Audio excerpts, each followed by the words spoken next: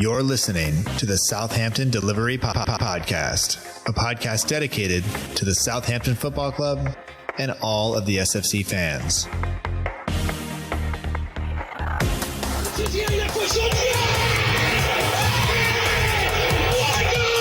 If you want to have guarantees, you have to buy a wash machine. Monte with a scooping We don't lose a match, either we win or we learn. And today we learned. Отдача, Остин! Все-таки забил! It's infield to Mane, 25 yards out. Lovely ball for Bella. Onside, 1-0! Buffon shot! Oh my word! Unbelievable. He ran around the pitch like Bambi on ice. It was very, very embarrassing to watch. And now, your host, Matt Markstone. Hello and welcome to another episode of the Southampton Delivery Podcast, a podcast and newsletter dedicated to the Southampton Football Club and all of the SFC fans. Available right here on southamptondelivery.com. My name is Matt Markstone. I am the host of the show. No matter where you are, no matter how you may be listening, whether this is your first time or you've been here before, thanks for making the show part of your day. I hope that you enjoy it, and I hope that you enjoy last-second goals at home to seal a victory over a team that we battered for 90-plus minutes. Because that's what Saints did this weekend. Stuart Armstrong's stoppage time goal after a wonderful switch from Che Adams to get another assist after coming on as a sub sealed the victory. But Saints were the dominant force throughout, even though we only managed to win 2-0. But it doesn't matter because it's 3 more points, 10 points clear of the drop zone, inching ever closer to the magic number that will keep us safe for the season. Do I know what that is? No, but I'm just going to say that with some confidence because I think we're getting closer. And you are getting closer to listening to the episode with Christian Candler, who is on the show yet again. And he's been here before. And I hope that you will enjoy what he has to offer, his take on the game. We'll talk a little bit about his career and where that's gone. That has shifted quite a bit since I first talked to him. The first time Christian was ever on the show, it was way back after the EFL Cup final defeat. And we'll get into all of that. I won't waste your time with that here, but that'll be there. If you want to follow Christian on Twitter, he's at Candler Nero on Twitter. He's also on Instagram at c.ndler. Good friend of the show, patron of the show. I'm very happy to have Christian on the show yet again. And I just want to apologize. You can hear it in my voice now. It wasn't any better when we recorded. So I tried, but this is what happens when you have kids and that you get ill. So anyway, hopefully I'll be better before the next episode. But until then, let's just jump into it. If you'd like to be a patron of the show, if you'd like to have access to a private chat with me and the other members of the Patreon community, if you'd like to have access to extra episodes of the show, you can do that by going to patreon.com/SFC delivery. There are, of course, links on the show website at southamptondelivery.com. And if you're enjoying the show, please do leave a review. It does help other people. I hate to ask you for that, but it is one of those things that you kind of got to do if you're going to keep this thing going. So thank you so much for listening. Let's do it right now. Me, Christian Candler, 2-0 win over Villa, 3 more points. Shane Long goal. Will Smallbone starting. The Irish contingent that we never knew we needed.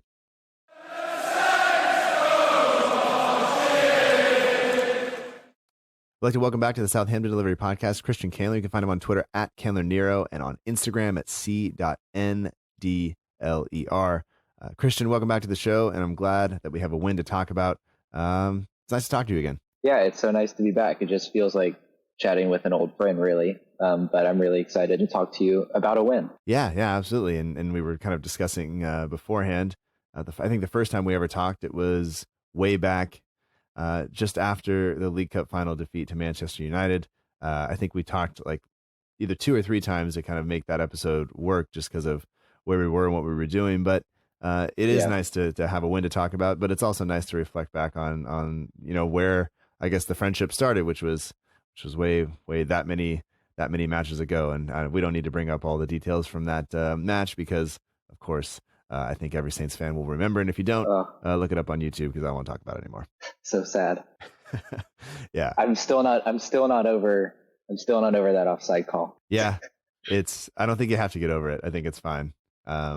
You wonder about VAR and everything else and what would have happened, but that is what it is.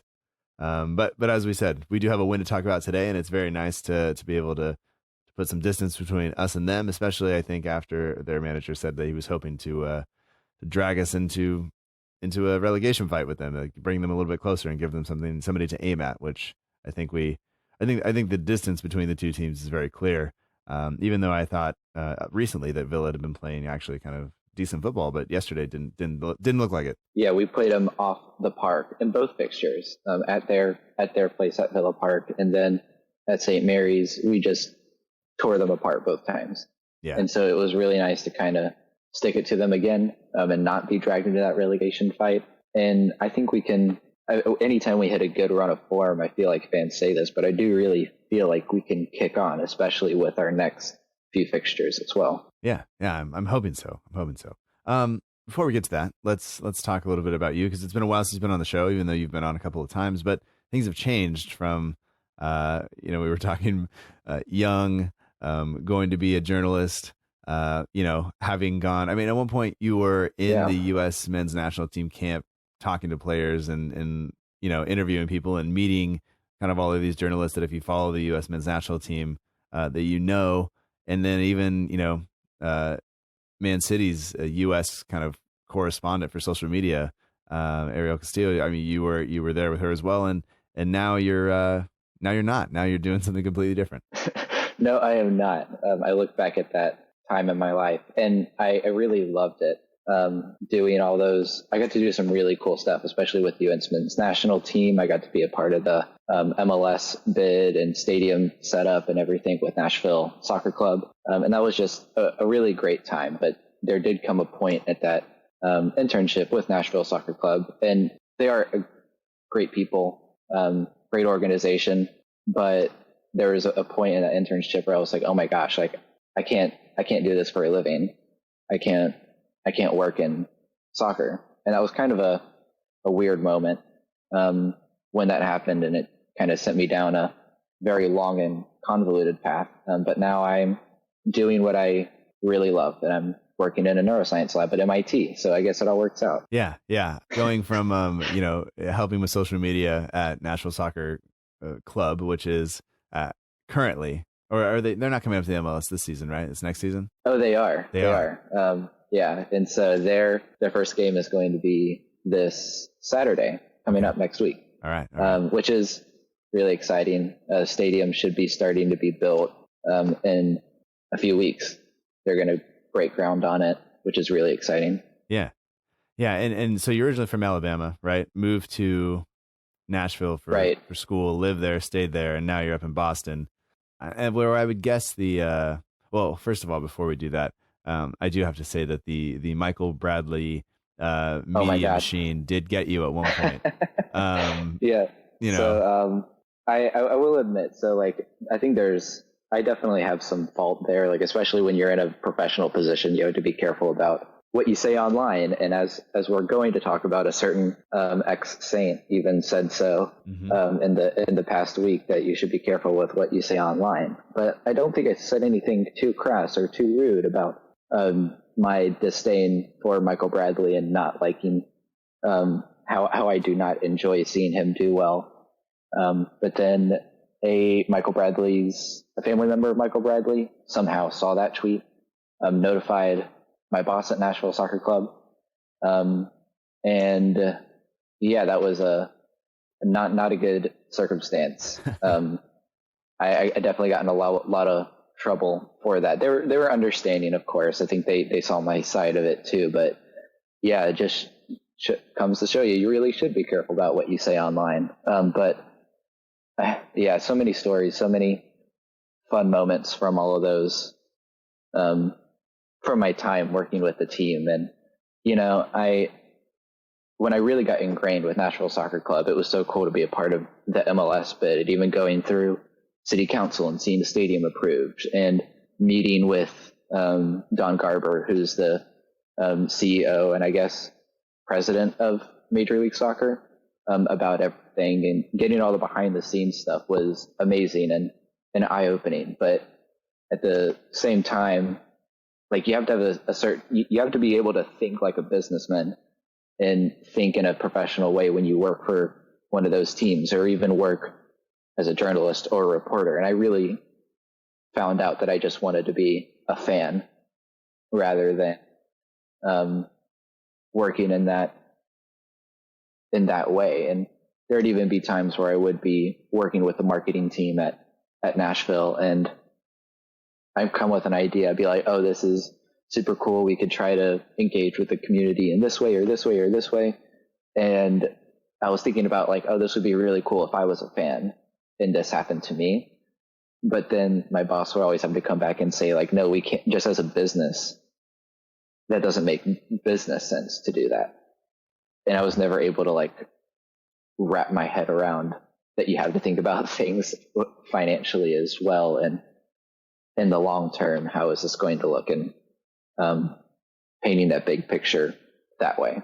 I would not be good at thinking about things like that at all. I mean, sometimes one of the questions I ask is when you start writing about the team or about the sport, or you start working in it, like, does it change the way you view it?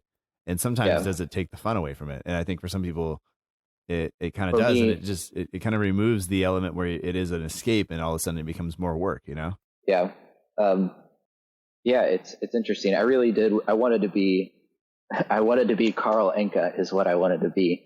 But it's a solid life goal. Yeah.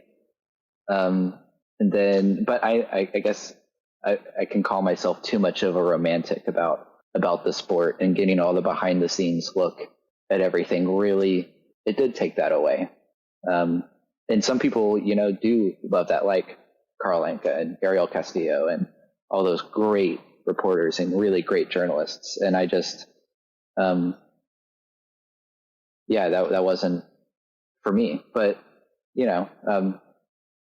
I had always been passionate about neuroscience and the brain, and there's just so much that we don't know about the brain, and I think that really excites me.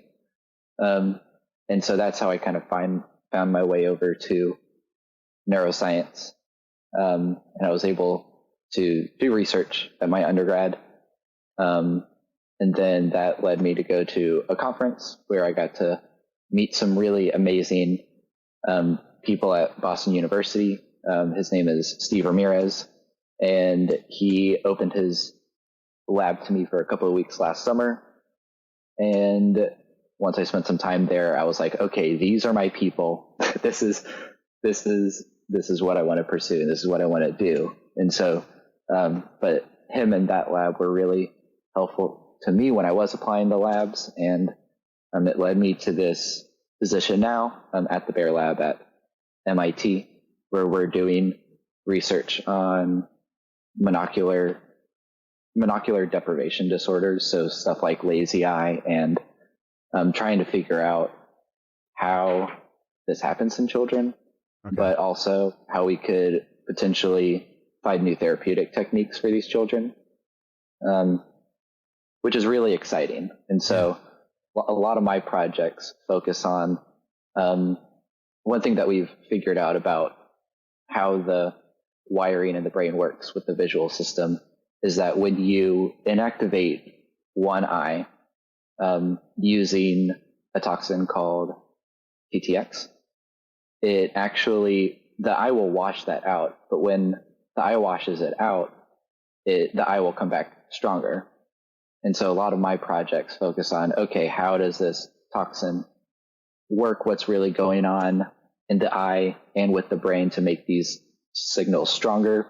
And then once we do we're obviously not playing with toxins around humans, but could we figure out the base mechanisms to then transition over to human techniques? And so I haven't worked with him too much yet, but we do have somebody in the lab who is an actual doctor as well, who works with human patients. And so he talks with all of us quite often about how he could take what we're finding in the lab and then translate to how he's working with these children that have severe eye disorders in one eye, and how they could be brought back to more normal eyesight, which is really cool. It's really cool stuff. That's awesome.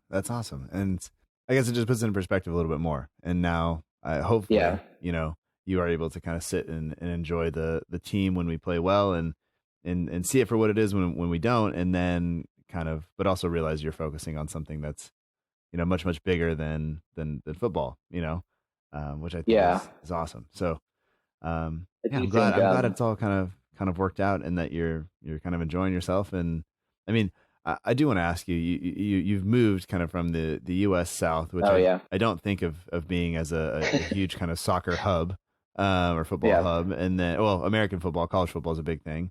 yeah, But then, Nashville, of course, you were part of the whole bid for MLS and kind of that whole thing. And then now you're in Boston, which I'll be honest, I don't know what the football or soccer culture is like there. But how is it living in a big city? Is it very clear that soccer or football has arrived, and that there are people that go out and do things and kind of enjoy the matches together? Or what's it been like for you? yeah. So I will be honest. Like, I haven't gotten too settled into the soccer culture here yet. But like, there are definitely more pockets to search for that, which I think is really cool. Like, yesterday I went out to a local park just to like kick around and play soccer really for the first time since I moved up here. And it was so much easier to find a usable field. Nashville really didn't have a lot of public use parks to go play. And so there's a lot of different places. There are a lot of soccer pubs. There's a big Irish contingent in Boston. And so there's a lot of Irish pubs. And so I'd be interested to see if somebody from the UK or Ireland thinks they're legit.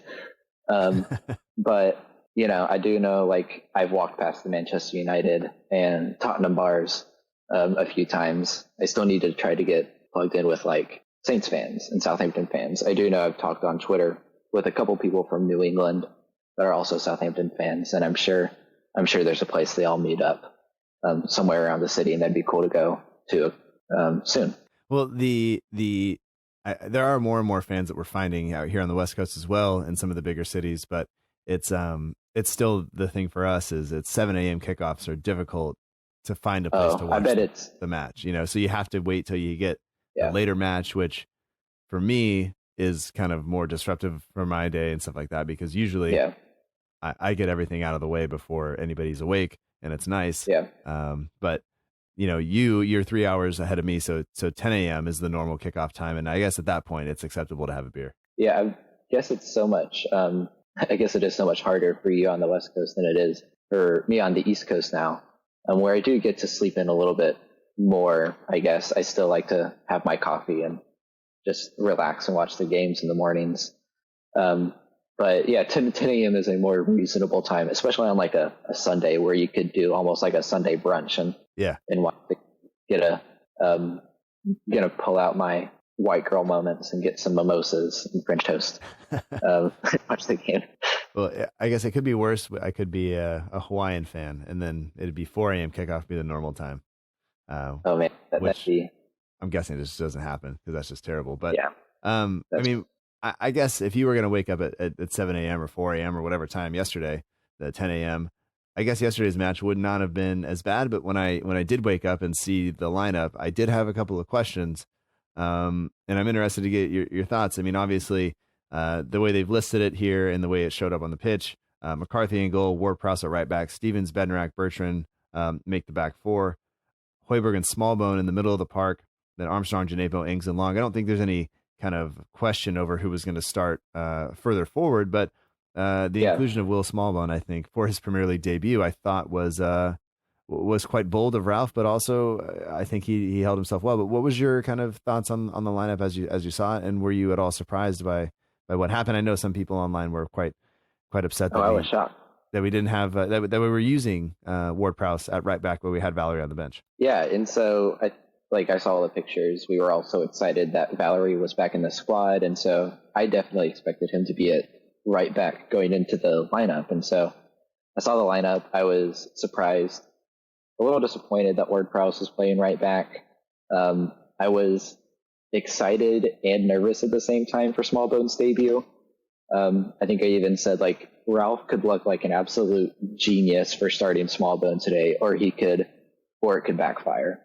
And so I was a little wary of that. But then, like, the more I thought about the lineup as the minutes went on and it got closer to kickoff, I was like, well, Valerie has been out for so long.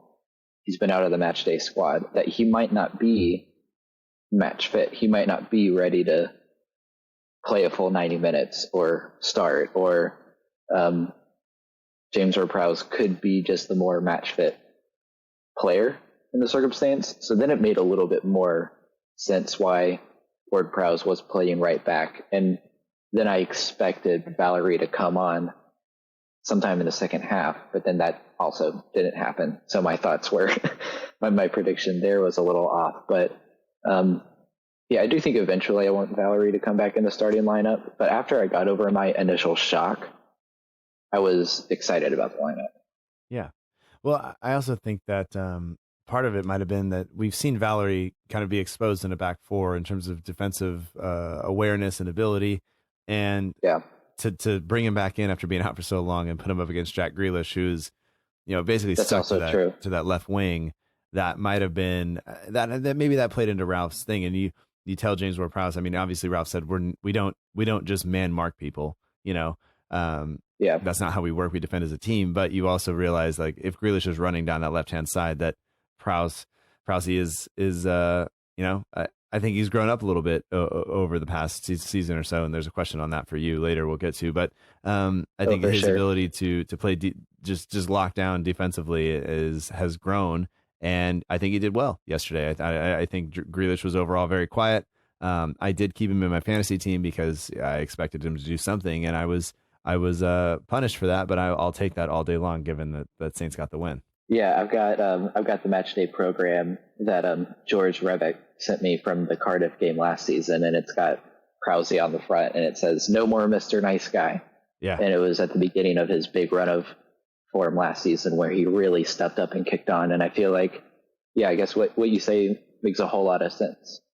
Prowse could have been the guy to be on that side for Grealish and kind of not be like rough with him, but like be a little tough with him, foul him if you need to, and just make sure you go into those tackles harder to stop him. And I think it was a really good tactical setup from Ralph to start James Ward-Prowse at right back. Yeah. Overall, I think we were rewarded with all the decisions that were made. I mean, Smallbone, I thought, held himself really well in the middle of the park. I could think of a bunch of inappropriate things to say in terms of the title of this episode, but I'll just keep it away. I was really impressed, and I thought he was calm. I thought he partnered and complemented Højbjerg well. I didn't think he never looked out of place in the middle of the park yesterday, which I thought was great. And it's nice to see him kind of get in. And I know that with the Patreon episode last week, we were talking with the For the Love of Paul McGrath podcast, which is an Irish podcast that supports Aston Villa, and they were interested to maybe have just Smallbone on the bench even and see if they could get in. And then of course we wound up playing Long, Smallbone, and then Obafemi came on, so they had quite an enjoyable run out of Saints, hurting them, which maybe they didn't enjoy as much. But I think they'll be happy with Smallbone, and maybe this puts them in contention to actually get a first team call up for Ireland. But we'll see how that goes. I know he's been in the underage setup for a long time. So after the Burnley game, I feel like that was a game where Ralph did get his tactics wrong. He got some warranted criticism for starting Vestergaard, and Vestergaard just didn't look great. Mm-hmm. But then this week he redeemed himself with the setup in the lineup, and so I will be interested to see if Smallbone stays in the first team in the weeks coming forward, if he gets more appearances. I think it's perfect for the rest of the midfield. Now he's added even more competition for those midfield spots, and hopefully it helps the other midfielders kick on an extra level, since now he's competing for a first team spot too. And it'll be interesting to see that dynamic the rest of the season, because he looked brilliant. He looked really, really good, especially the first half.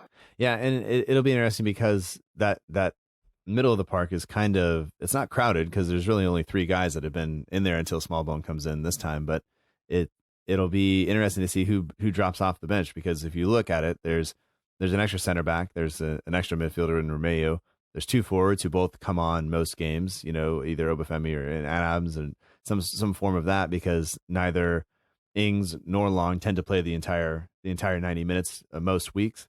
And then Buffon was on the bench, even though he was, at least slightly injured. And so you wonder, if Kyle Walker-Peters comes back, does he go into right back? Does Ward-Prowse shift back to the middle? Obviously is what I would hope for. But then does Valerie make way for Smallbone to be on the bench, or what happens? So it'll be interesting to see kind of how that all works going forward. And I think it'll speak a lot to what Ralph sees in Smallbone and the rest of the squad, and maybe where he sees people going in seasons to come, based on the fact that we're almost at that magic number. So we'll see. I don't know, but overall, the Premier League debut for Smallbone, I thought, like you said, he held himself really, really well, and I think that should be good going forward. But let's get into the match a little bit, because it was at halftime just a 1-0 battering, and I don't know how we only managed to score one goal, and then the scoreline with Armstrong scoring at the end. If you were just to see the scoreline, you would go, that's about how the game went. But really, how the goals came, I would say, is not exactly how we would have thought, given all the chances that we managed to create.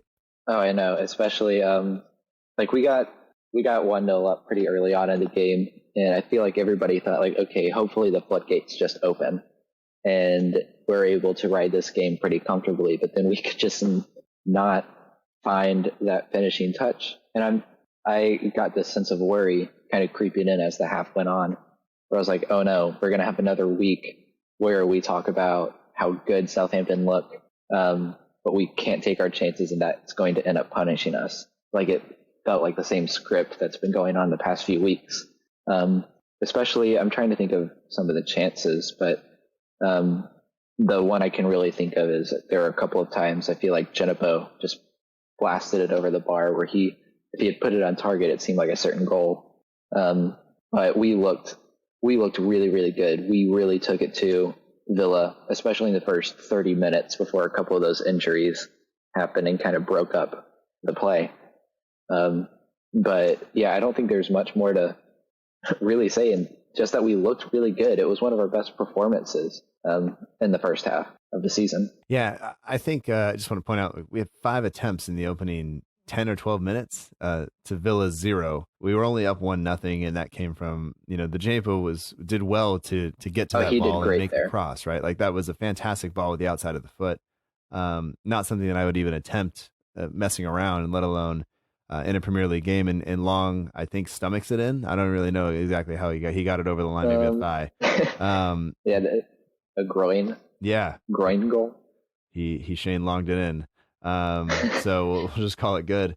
And then, like you said, there were a lot of chances created, some of them were blocked, some of them were saved. I thought Reyna, for the most part, held himself well. He's been brought in, and it's been nice to be able to watch him just kind of, be really active. He's almost like, you remember when Jordan Pickford was playing for Sunderland, he was making all of these saves every week, and it's like, well, he has to, because Sunderland are terrible. And Reyna is very active as a goalkeeper for Villa, because they're not great. Tyrone Mings makes them look a bit better, but he also has a lot of defending, do a lot of chances to show how good he is. And he did fall asleep at one point yesterday, and Armstrong nearly made it pay for it, but that's okay. But I was really impressed with the opening of the game. We started quickly. We had corners and set pieces and all kinds of chances, and I don't know exactly for me when it turned to like a little bit of worry that it was only 1-0. I think for most of the match, I was just really happy with how we were performing. But then it started to get to the point where, like, okay, we need to score again. Like, we need to make use of this. Is this going to come back and haunt us? And I don't know, for you, like, when can you kind of pinpoint the time when that happened for you? I don't know. I feel like I was just so happy with the first really 30 minutes. We looked like a team that had something to prove after our results the past few weeks. I feel like Ralph told him, like, okay, like, let's show the Premier League how good we are again.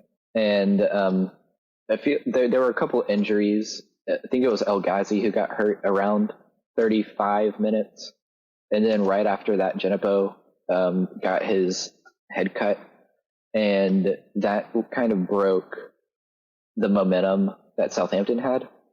And then there were a couple minutes after that where Grealish seemed to move a little bit off the wing and into the middle of the park. And for those like 2 minutes, Villa tore us apart. When Grealish got in the middle, there was that pass that he made to, I can't remember the Villa striker's name off the top of my head, but played it into him, and they ended up scoring at closer to the end of that first half. But then, of course, he was offside. That was a good line that the Southampton defense held. Mm-hmm. But that came because Grealish moved centrally, and he caused our defense problems. And then after that chance, Grealish just went back out wide, and it never happened the rest of the game. I felt comfortable with Grealish on the wing, but those couple minutes where he moved in the middle, that's when I really started to get a little worried. Yeah. And like you said, that pass that he played was very well disguised. There was an obvious pass kind of, I think, out wide, wider to the right, and he chose to kind of play almost like a reverse pass.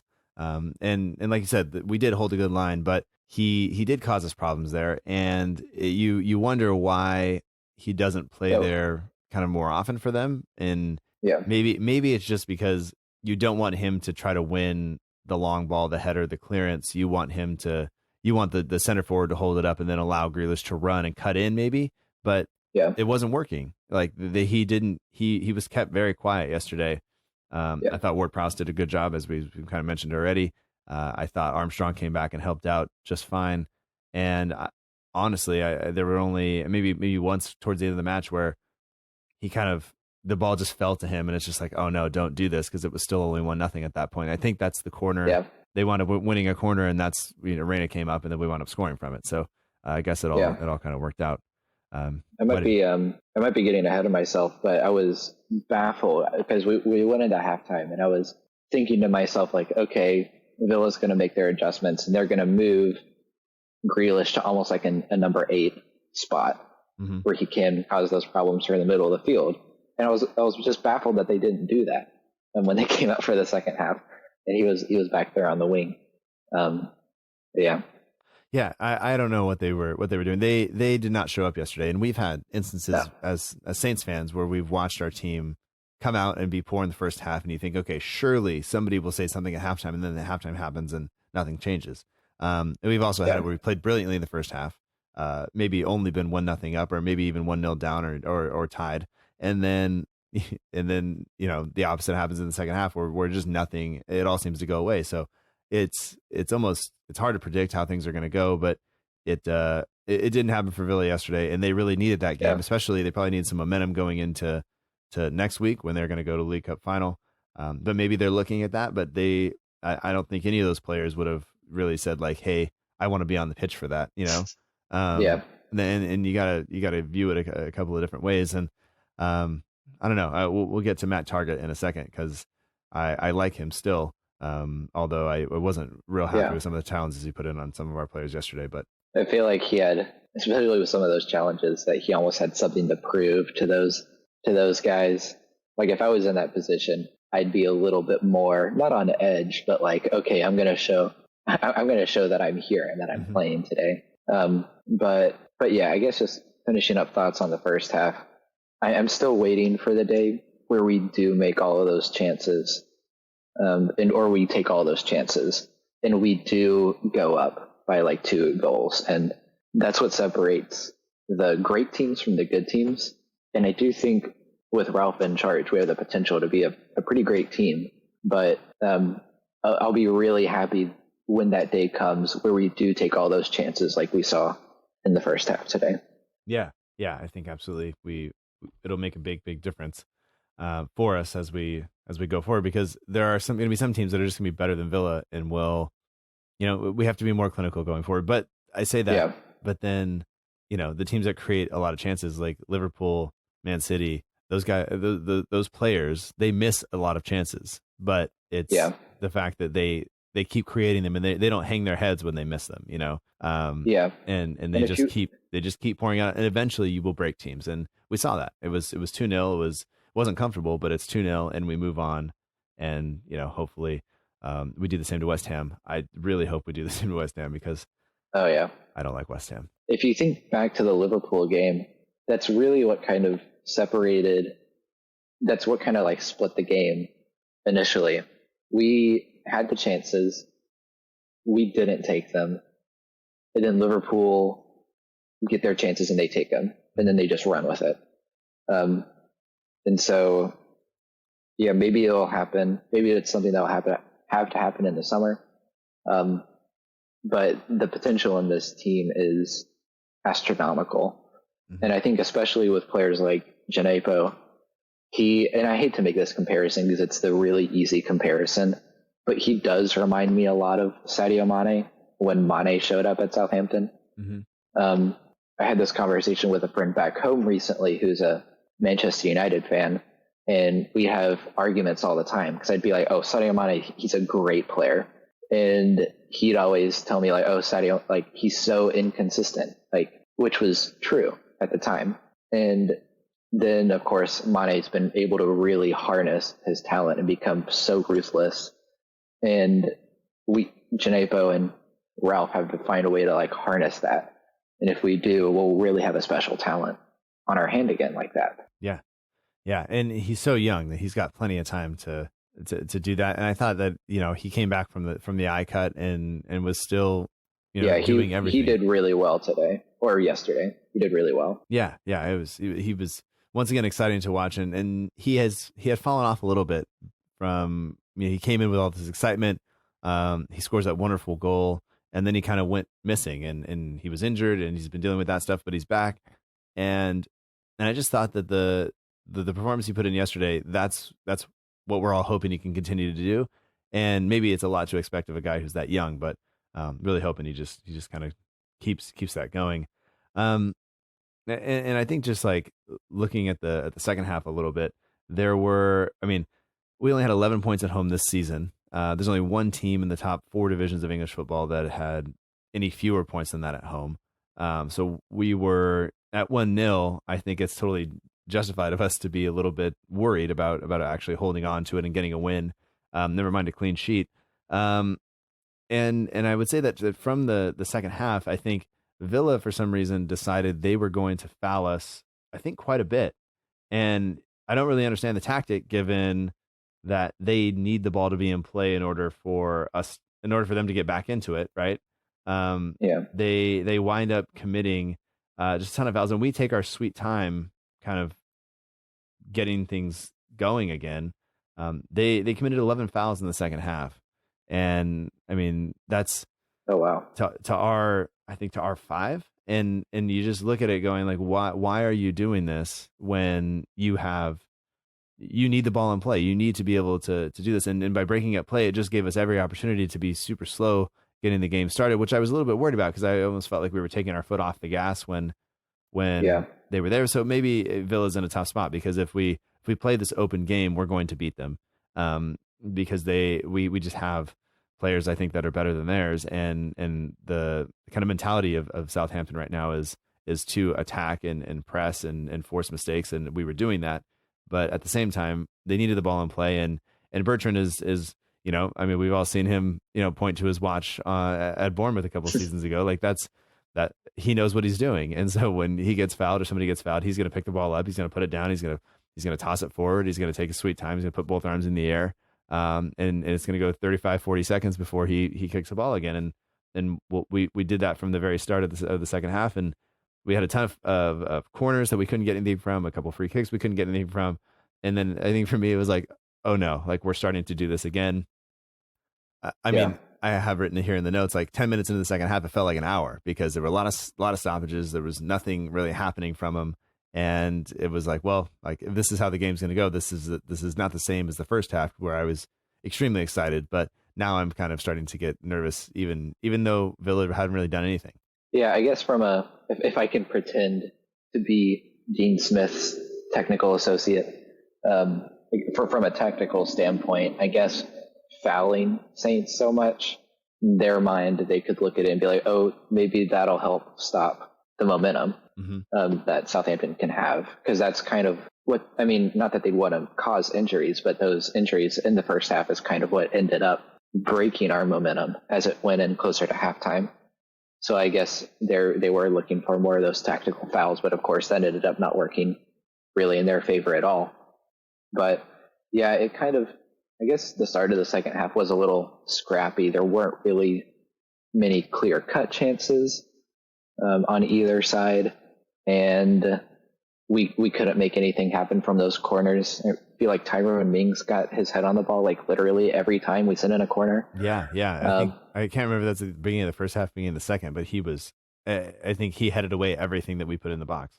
Yeah, and so James Ward-Prowse can send in such good deliveries, and it's kind of a crazy stat where we haven't scored that many corner kicks or free kicks or set pieces from his deliveries. And so, yeah, we could have been up way more if we could finish some of those deliveries that James Ward-Prowse sent in. And I will say there, and to play devil's advocate to myself, there were a couple of chances where his delivery could have been better, especially on a couple of corners. But sure, he sends in the ball so well that it feels like we should be scoring more of those opportunities. Yeah, absolutely. And yeah, I 100% agree with you there. And we, like you said, we have to wind up converting some of those chances if we're going to do that. But we have been okay scoring from set pieces for I think most of the season.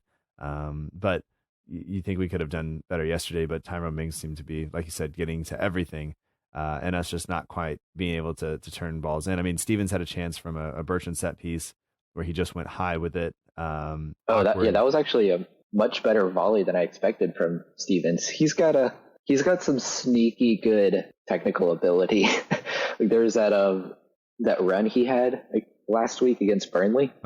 Just running through the defense, and then he had pretty good technique for that volley, even if it was a little awkward, and it was pretty close to going in. Yeah, I think just the height of it was rough for him. And he is actually our assist leader on the team, which is fantastic. Really? Yeah. So he's got 3 assists, which is not a ton. But 2 of those have been to Danny Ings, which I think has been great. I wrote in the newsletter last week that he has the most assists for Danny Ings of any player on the team, which I found to be quite something, given he plays center back. But yeah, he's made those runs. He's gotten. He's shifted out wide and played right back at one point and put a couple of decent crosses in. So he is. I don't think we ever doubted his ability on the ball. I think it was more the other stuff. It was the physical stuff, and he seems to have kind of sorted that out a little bit. And I actually wrote in the notes yesterday, like I was impressed with him, as I have been for most weeks. Last week we talked about how Vestergaard didn't really get the job done. We saw Bednarak back in, which I think is our preferred partnership at this point. But I thought Bednarak looked a little suspect yesterday. There were a couple of times he was wrong side of Trezeguet. He was pulling him back. He went down really easily when that hand came up. And I don't know, I just thought that he could have done, he didn't quite look as comfortable as I would have hoped he would have. But no, nothing came from it, so I guess we're okay. But I hope he didn't look as confident maybe, and I don't know if that's because he was removed last week or if that's why he was removed last week or what it was. But I think Ralph made the right decision by putting him back in, because Vestergaard, better on the ball or not, did not look great last week, and I don't think many fans were happy to see him in the lineup last week. So I feel like if you went back to the past about a year and a half ago and you told Saints fans that when this new manager comes in, Jack Stevens and Jan Bednarik are going to be the preferred center back partnership, and they're going to be really good, actually, for the most part, I think you would have been laughed at. A lot of people wanted Stevens sold last year or in the past couple of seasons, saying he wasn't good enough, and the jury was still out on Bednarik, but they've really kicked on, especially this season, and proved a lot of people, including myself, wrong. And it's been really great to see their improvement this season, and become that preferred center back partnership. And even though Bednarik didn't have he didn't have his greatest game of all time, like he's still a good defender, and he still had a pretty decent game, and that just shows the standards that we hold him to now. That even if he did have those little slips, it just shows how much we expect of him and how good he has been. Over the past few months. I did have another note in here that Trezeguet was offside several times. I thought a couple of times he was actually onside, and that the linesman just hated him for some reason. Because you've seen for so much now, they kind of let it go usually, and then the VAR will fix it unless it's obvious. And I thought one time he was pretty clearly offside, but a couple of times it was pretty tight, and the linesman put his flag up immediately. Referee blows the whistle immediately. and it kind of stops it, so it saves us. But I don't know what's going on there. But whatever Trezeguet did to him, he should find out. But Saints managed to keep just their second clean sheet in 19 attempts at home. I think is the stat, which is mind-boggling. But St. Mary's is definitely not a fortress, and Ralph's talked about wanting to make it one and make it more difficult for teams to play there. And I think when the team is creating chance after chance after chance, it's easier for the fans to get behind them. And I guess this might be the best place of any to talk about. Go back to our conversation earlier about what it's safe to say online and what's not, and how you should treat people. But Charlie Austin says we only cheer when we score. You only get behind the team when you score. You only sing when you score. But I think we were singing a lot yesterday, at least from what I could hear via the television. And I don't think NBC is piping in crowd noise for us to hear at home. I think that was just St. Mary's getting behind the team, because maybe it's because we were creating chances. But I think Charlie Austin should just shut up, honestly. Yeah, he had it coming to him. It was crazy. My theory is that he had a little bit of, maybe just a little bit of alcohol to drink that night. And so he goes and he's like, yeah, be careful about what you say online. And then less than an hour later, he's swearing at Saints fans. Absolutely. And like just going after them. And that was kind of a silly little time, and he got in trouble for it. But yeah, St. Mary's was awesome. St. Mary's has been really good this season, at least in my opinion. Even you look back at the 9-0 defeat against Leicester, the St. Mary's fans were singing at the very end of the game. And so I don't know why he thought that, because he's obviously incorrect. And the St. Mary's fans, especially yesterday, were great. And keeping that clean sheet felt oh so good. We really needed that at home. It felt like everything really clicked. It was everything we were looking for at the end of the day with the 2-0 win. Mm-hmm. Like there's absolutely nothing we can really complain about. No. It was a really great all-around team performance. Yeah, absolutely. I did want to say that overall, like we said, fantastic day. And for some people, I mean, my first trip to see Saints play was against West Ham, and it was not a good day. But Colt Baker, somebody who is a U.S.-based Saints fan, made the trip over and happened to be at St. Mary's to experience yesterday. And so good for him to be able to see the 2-0 win.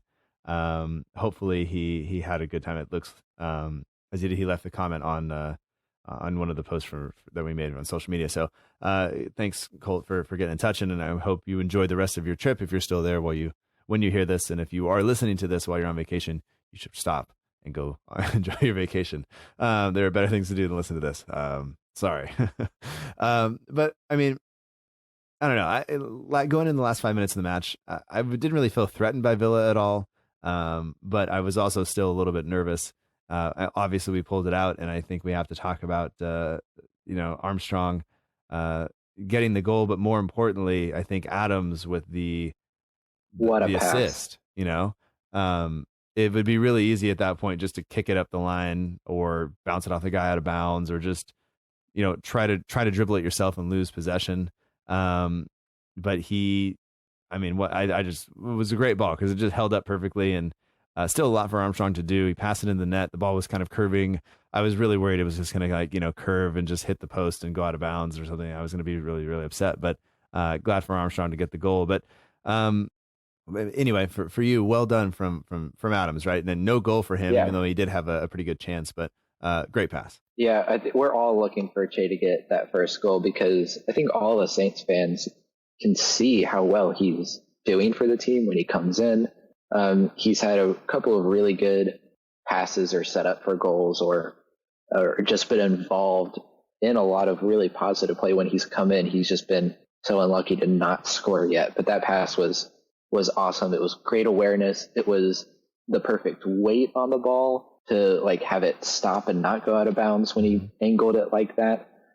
It was it looked like prime Xavi when he's booting it across the field like that. And it was just great for Armstrong to run in on it. But I also agree with you in that I never felt too threatened by Villa as the game went on towards the end.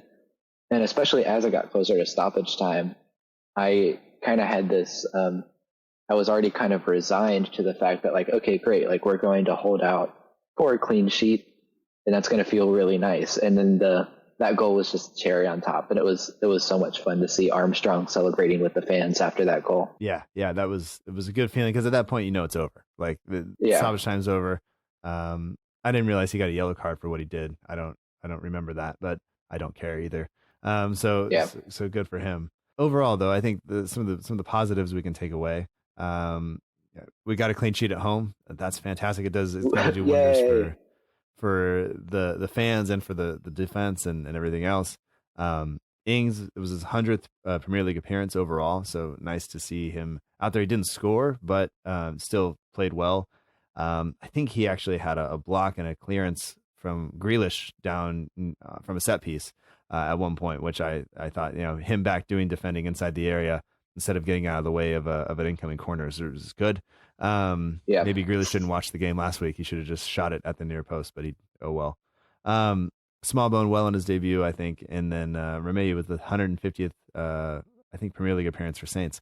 So nice to see him in there, even if it was only a cameo, just to kind of shore it up at the end. But I mean, for you, what else have we kind of covered the main points and kind of the things that stood out to you, and or do we need to point out anything else? Yeah, I know it's been said before, but I want to give the board a lot of credit for not firing Ralph early on into the season. Yeah. I was kind of thinking pretty early on in the season, I was like, oh my gosh, like Southampton just aren't exciting to watch. And it was very scary. And now, like, I get so excited for the weekends. I'm like, I can't wait to watch Southampton play this weekend. I can't wait to see how they do. And I can't wait to see where this team goes. There are so many exciting pieces that are all kind of working together. Danny Ings still looks good, even if he's not scoring as prolifically as he did. And like, will he get back to that run of form? Can he end up scoring even more goals? Could he potentially be in that golden boot argument? And then you think about all the other players that look amazing. Bednarik and Stevens do look great. Wherever James Ward-Prowse plays, he puts in a really solid performance. McCarthy looks good in goal. Trying to think of everybody else. Even the exciting players like Genepo and Boufal can come in and make a little bit of magic happen. Mm-hmm. And even more of the youth, like Obafemi, still has a lot of potential to grow. And then when Shea Adams does get that first goal, that'll be a really great moment. And we have so much to look forward to as the season goes on. Mm-hmm. We're getting close to that magic 36 number where contracts can really start being talked about, because I know Ralph has said that they wanted to wait until that they hit that number of points before contracts were negotiated. And so when we do hit that number, what are we going to see? Are we going to see Højbjerg's new contract? Are we going to see new contracts for Ralph himself or other players? And there's just a lot to be excited about right now. Yeah, absolutely. And I think we will get more and more clarity as to what the direction of the team will be from here on out. Once we hit that point, because we'll see if Højbjerg does choose to sign a new contract. That's our captain right now. And that he means a lot to the team in terms of what he gives on the pitch.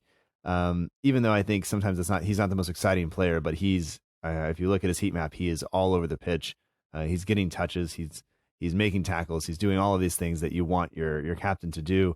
And I think that'll be important going forward. And we've already done some things in the January window, which I think will free us up over the summer. We still have guys on loan. Guido Crujo's still ours. So we have things we have to do. I have a note here to make sure I mention him at some point, because I forget about him easily. And we have a number of other guys out on loan, so we have to. Wesley Hoot is still on our payroll, isn't he, as well? Yeah. Yeah, that's a lot we can get rid of this summer that can be hopefully reinvested. Yeah.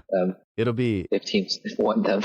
Well, I mean, football player prices are inflated like the California housing market right now, and you don't get a lot for your money, and so people are going to have to pay. And for some reason, sometimes I think Saints don't get a lot for their money, and then wind up putting themselves in positions where they just have to give people away. So maybe we're approaching that thing, but I don't know. We'll see. We have a couple of questions. I'd like to get to some of them. Yeah. Justin Woodward sends in a question. He is one of the patrons of the show, and patrons get priority for having their questions answered on the show each and every week, as well as having access to a private chat with me and the rest of the patrons, which we use via Discord. And then they also get an extra podcast episode per month, and then some other things that I throw in there that I don't know if people like or not. But you guys seem to be very supportive, so thank you, because you are one of the patrons, Christian. So thanks for that. Yeah, of course. But Justin says, seems to me that the team took every opportunity to slow the game down today. What was the purpose of this? And I think we talked about it a little bit earlier. And at least for me, it felt like when we were being fouled, we were not going to rush into things. We were not going to, just quickly take free kicks and things like that. Maybe because Villa were sitting sort of deep already, and so they had men behind the ball, so they were kind of countering against that. But at the same time, we were up 1-0 and creating all of those chances. I don't think there's any real reason to kind of push the pace. But what did you make of it? I feel like I do agree with you. There could be a couple of tactical reasons, like, if the slower we keep it, the less players like Jack Grealish can get on the ball. Because then that just means we're keeping the ball away from them having the ball and being able to create those chances, especially after we did go 1-0 up. Another thing that could kind of go into it, even though we just did get off an international break, all those times that we can slow the ball down, it's very small ways we're just kind of keeping the team fit for the whole season. Mm-hmm. The team doesn't have to go at this heavy metal, super high pace like we do for some games. And if we can slow the ball down, I think that's okay, especially in games like we had yesterday, where we were given the opportunity to slow the ball down, especially when we were winning.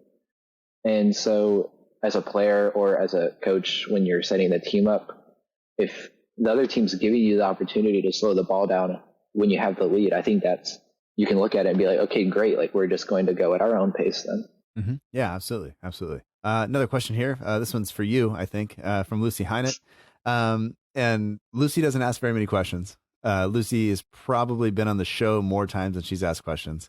And she's having a little bit of fun with you here, I think. And I am very much willing, or I very much cannot wait to hear your answer to this. So, as a long-established James Ward-Prowse fanboy, how much satisfaction do you take watching him finally establish himself as a key member of the team? And just for people who don't know, way back when you were doing all of the writing and when you were first on the show, your profile picture was James Ward-Prowse. I don't remember your Twitter handle at that point. Do you? It was remember? not a Ward-Prowse. It was not a Ward-Prowse handle. I was just like American Saint. Okay. Was my Twitter handle, but it was a great profile picture. I can't remember who actually put it together for me, but it was very artistic. But yeah, I had James Ward-Prowse's face on it. And so first, I do want to say thank you to Lucy for asking this question.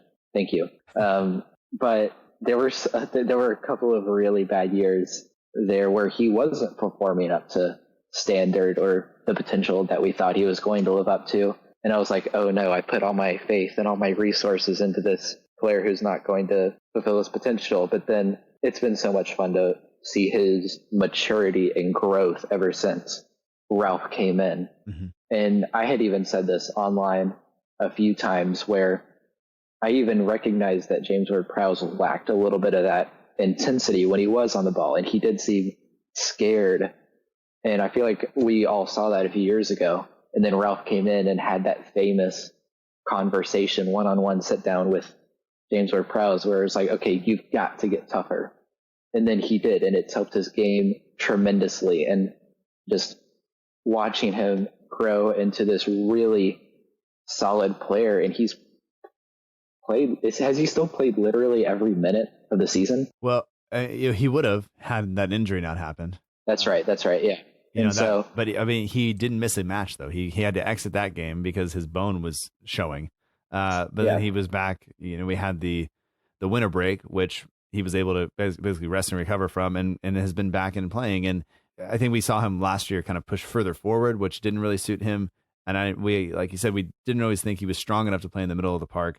And I don't think anybody is gonna say that. And now, having watched him yesterday against Grealish and play right back in some other pretty critical situations, he's established himself. Like, he has to be. Yeah. if not the first name on the team, he's got to be one of the guys that he knows week in, week out, he's going to be there. And he's not taking that for granted. He's putting in the work. He's putting in performances. And people have talked about his work ethic. I think Carl has written about it for the Athletic several times, and it's just that kind of grinding nature that he has makes him. I think even for people who didn't like him initially, who thought that he was kind of just one of those guys who wasn't going to make it all the way, I think he's now one of those guys that is, maybe hopefully there for the long haul. And we mentioned I want to keep Hoiberg around. I'd like to keep him around as well. It's so satisfying to see him live up to these standards finally and become such a solid part of the team. It makes me so happy to see him finally just playing so well, and hopefully it'll lead to an England call-up soon. But yeah. We'll see if that happens. I don't know if that might be getting a little too far ahead of myself.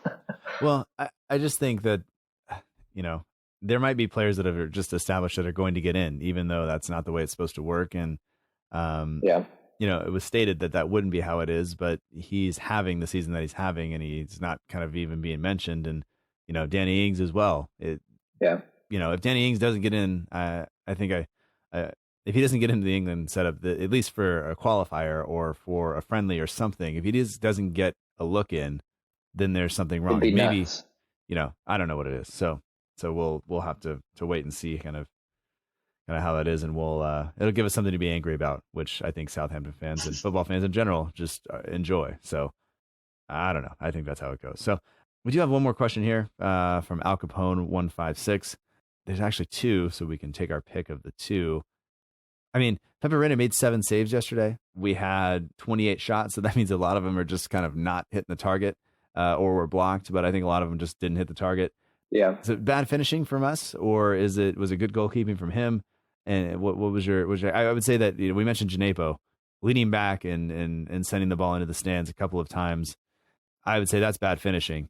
But I also think Reina did well on a couple of shots that he held on to some things and instead of just kind of parrying them or letting them back into the danger area. Yeah, I'm reminded of a game a long time ago now where, ironically enough, it was Villa, but they lost 8-0 to, I think it was Chelsea. But Brad Guzan in goal was man of the match for Villa. Yeah. Because he still made so many saves, and Chelsea just created so much. But Pepe Reina did have a very solid game, and we could have had more if he didn't make some of those saves. But then I do think a lot of it does have to come down to those finishing chances, because a lot of the best chances we did get, we didn't put on target. Right. And that's solely down to the strikers. And so, yeah, we do need to find a little bit more of that cutting edge, and to put these games away earlier. It could have been 4-0 inside the first 20 minutes if we had taken our chances. And I feel like we've got to get a little bit more of a cutting edge, because Danny Ings isn't going to score every week like we saw this past weekend. And even though we did get 2 goals, like there might be a week soon enough where Danny Ings does score a goal, and then we do find that cutting edge and we're able to score 3 or 4 goals. And so, yeah, I feel like most of it was just lacking that cutting edge, especially when we did get into the box. Yeah, well, I think we missed 6 shots inside the box. Like that just missed the target, and that's poor finishing.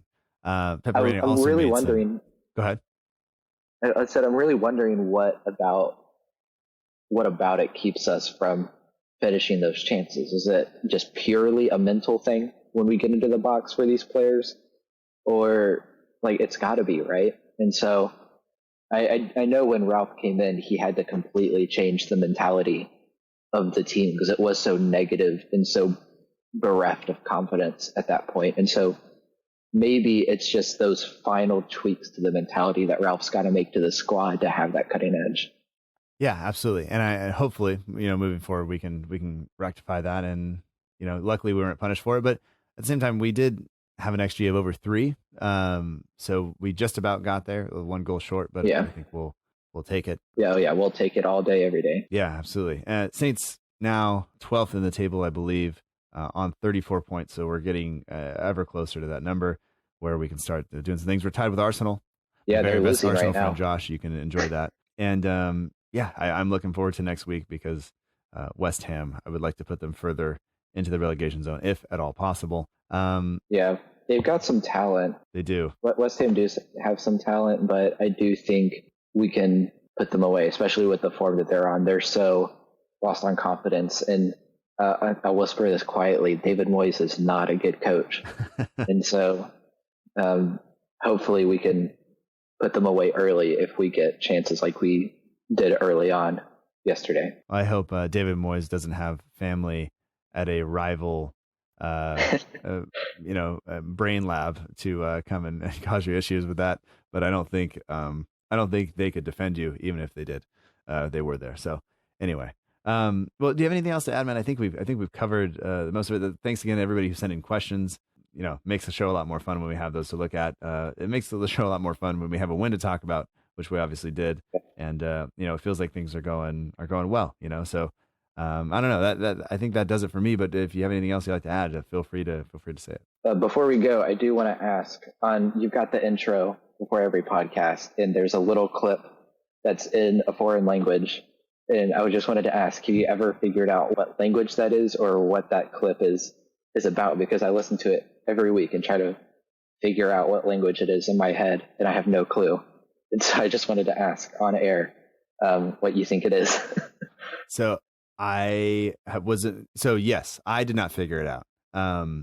But the Moscow Mush, one of the guys from the In That Number podcast, did kind of fill me in because it's in Russian. I think he lives in Russia, if you didn't know that, and he deals with languages. So he was the perfect guy to have it. And I always thought it was a penalty, and it wasn't a penalty. It's Charlie Austin, and it's just like the ball falls to Charlie Austin and he scores. Like that's it. Is it the Old Trafford goal? I don't know. I've never figured out what match it's from. I don't know how I want. I spent a lot of time finding clips of things. I was trying to get things in foreign languages and things like that, and I managed to find that. And it was I think it was a compilation of goals that were not even just Charlie Austin goals. And I just said, this is good. I took it. I used it. It's 100% illegal. But I have it. And I think mostly it just reminds me I need to get that off of there because he's no longer on the team and he's not really well liked by a lot of the fans that are here. And I should probably do something with it, but I'll be honest. I feel like it's an iconic little noise bit. I think you should keep it. Okay. Well, we'll see. I mean, I thought about over the summer, maybe changing it up, but when I start looking for, I think at one point I even asked a couple of people, send me some clips of your favorite goals and I'll try to do it. And I just never made it happen. I did manage to get the manager's quotes out of there as soon as they get cut because, when Hughes was there, when Pellegrino was there, I didn't need those guys to stick around any longer. And so I still have Ralph in there. Either we win or we learn. And maybe I should have a different one for when we win. But I think he said either we win or we learn, and today we learned. And so but I think we do learn even when we win that there are things we can do better. Yeah. There are people who can do things. I think Smallbone surprised us all a little bit with the performance he put in. So I think we can learn even if we lose. But yeah, maybe I don't know. I'll have to figure out exactly how I want to approach that. But yeah, that's it. It's basically, and Austin has it, and he scores, and that is what it is. I believe it's in Russian. And Kevin, if I messed that up, let me know. Leave it below the show here, and we'll fix it, I guess. Yeah, I'm glad I got that sorted out. I hope so. I don't know what's gonna. Yeah, so I'm glad. Thanks for asking, and most of all, thanks for being on the show, and thanks for being just you've been a part of the show for a long time. You've been a huge support. I run a lot of things by you. You get a lot of direct messages from me asking to look over things, and I really appreciate that aspect of what you do because it serves as I'm much more comfortable putting things out once you've said, yeah, that's fine, or change this or tweak that or whatever. So I appreciate that. I appreciate your time here, and I hope that you enjoy the rest of your day.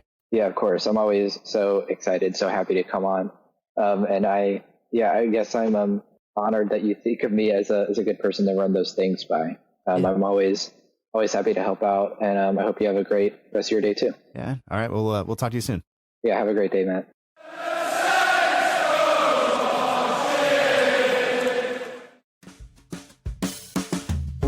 That does it for this week's episode of the Southampton Delivery Podcast. Thank you so much for joining us. I hope you've enjoyed it. Hope that you like deep, raspy voices. I'm kind of sick. It's just what you're going to get this week. So we'll wrap this up. Thank you so much to Christian Candler for coming on the show yet again. There were no cicadas this time. There were no interruptions. It was just me and you. It was nice. We didn't lose a cup final to a heartbreaking, poor decision. There were a lot of things to be thankful for. But most of all, I'm thankful just for the opportunity to get to speak with you and become much better friends with you over the course of the last 3+ years. So thank you to that. If you want to follow Christian, you can do that. He's at Candler Nero on Twitter and at c.ndler on Instagram. You can do that very easily. If you'd like to follow this show, we're on social media at SFCDELL_IVERY on both Twitter and Instagram. We're also on Facebook at facebook.com/SFC Delivery.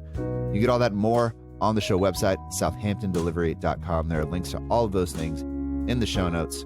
Go visit, check it out, see what's there, catch up, sign up for the newsletter, all that stuff. And thank you in advance for doing that.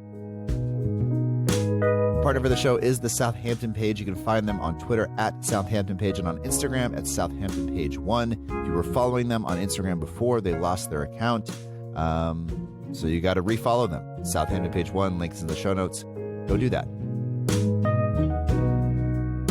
The logo for the show is done by Matt Mealing of the We Are Southampton page on Instagram. So special thanks to Matt for always being there, always backing me up, and also being there for me to run things by. I really do appreciate that. Music for the show comes courtesy of the Free Music Archive at freemusicarchive.org. The intro song is Epic Song by Box Hat Games, and the end of show credits that you're listening to right now is Aim is True by Poddington Bear.